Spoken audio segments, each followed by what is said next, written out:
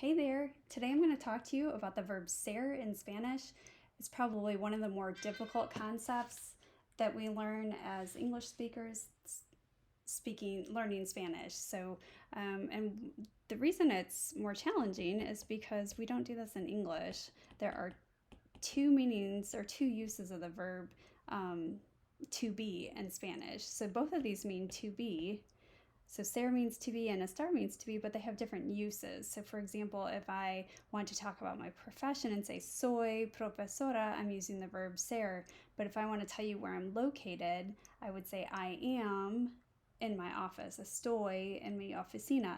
So there are two different uses. We're going to talk about estar uses in a different video. So today we're just focusing on ser. The first step is to memorize the conjugation. It is irregular, meaning it doesn't follow a pattern. So you should already know, and if you don't, I have a separate video on subject pronouns, but anytime we're talking about verbs, you should know these subject pronoun charts. They should automatically pop into your head, and anytime we're talking about verb conjugations throughout all of your Spanish classes forever and ever, you will need to know this chart. So if you want to watch the subject pronoun video and you don't understand or you have questions, it's really important to figure that out before you're trying to continue on. It's like trying to read without knowing the alphabet. Okay, so that is a not optional subject. You have to understand subject pronouns. All right, so the verb ser.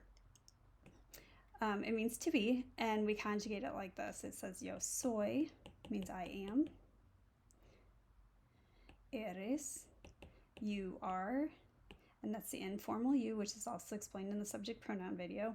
Él, ella, usted es, so he is, she is. You formal are. Nosotros, nosotras, somos. We are.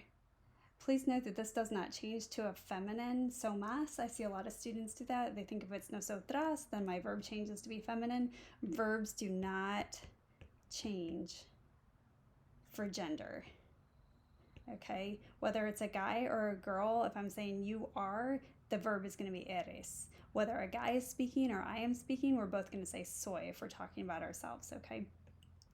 Sois, you all are. Informal, and that's used in Spain. So just if you don't know that already, make sure you take note of that. And these three are also together and they conjugate to son. They are referring to a group of women, and you all are.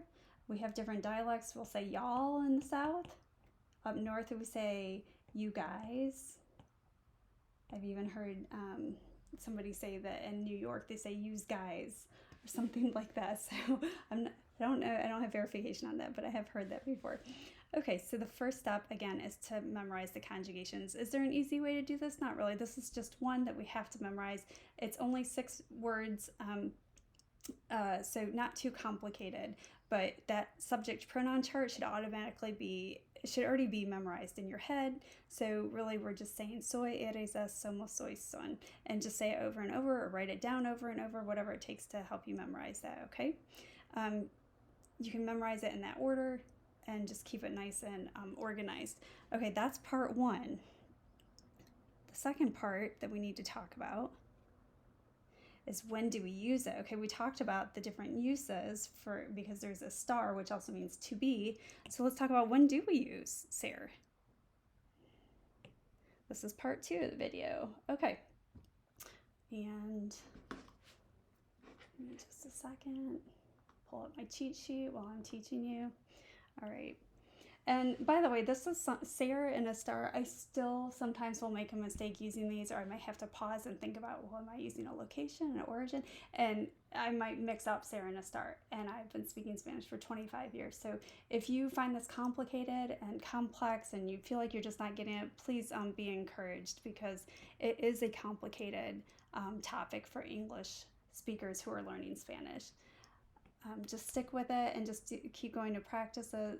Like studyspanish.com has lots of really good practices. YouTube is full of videos on it that also include practices right in there where the instructor will give you answers and so on. So there are lots of resources out there if you just look for them.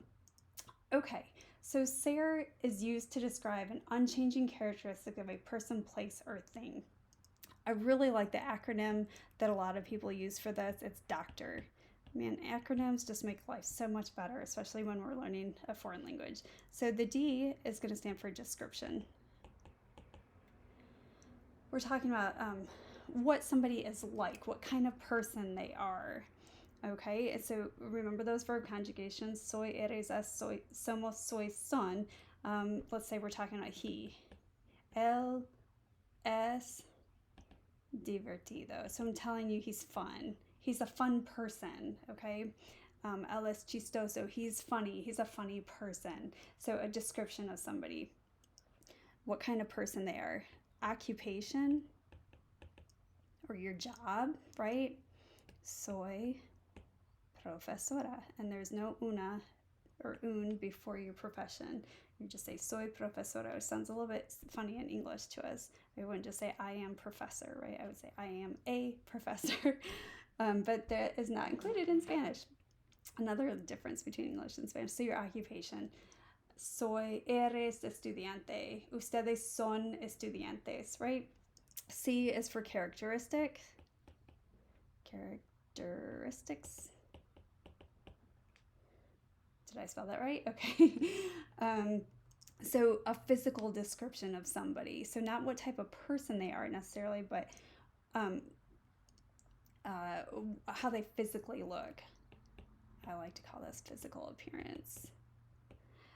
In the description one, it's more of inherent characteristics. Like what type of person are they? A generous person, a kind person, right? Inherent. So physical would be something like soy rubia, I'm blonde.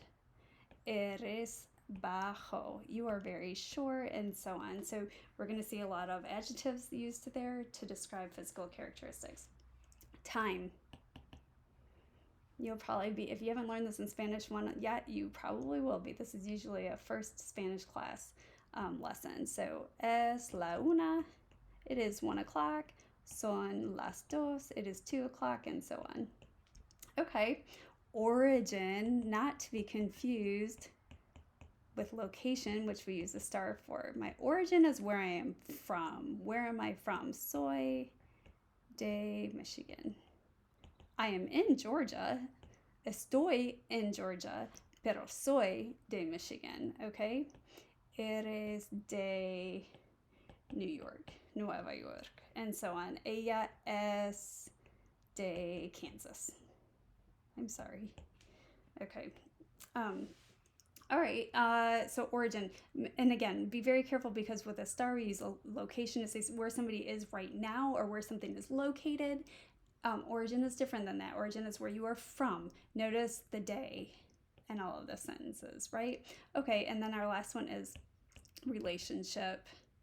And this is a lot of our family words or, you know, boyfriend, girlfriend, things like that. So Annabelle es mi hija. Soy madre. Annabelle is my daughter. I'm a mother. Okay, we use the verb ser in those circumstances. So those are the uses of ser. There are other ways of breaking those down. If you don't like the doctor acronym, if you want to use a different one, by all means, just type it into Google, do a quick search. Uses of ser in Spanish, and a million different tips and tricks will pop up for you. Okay, so lots of resources out there. And again, if you are frustrated with this at all, please do be encouraged that this is one of the more difficult concepts, and it does take lots of practice on this one. It's just going to be using it and practicing it. Okay, hope this helps.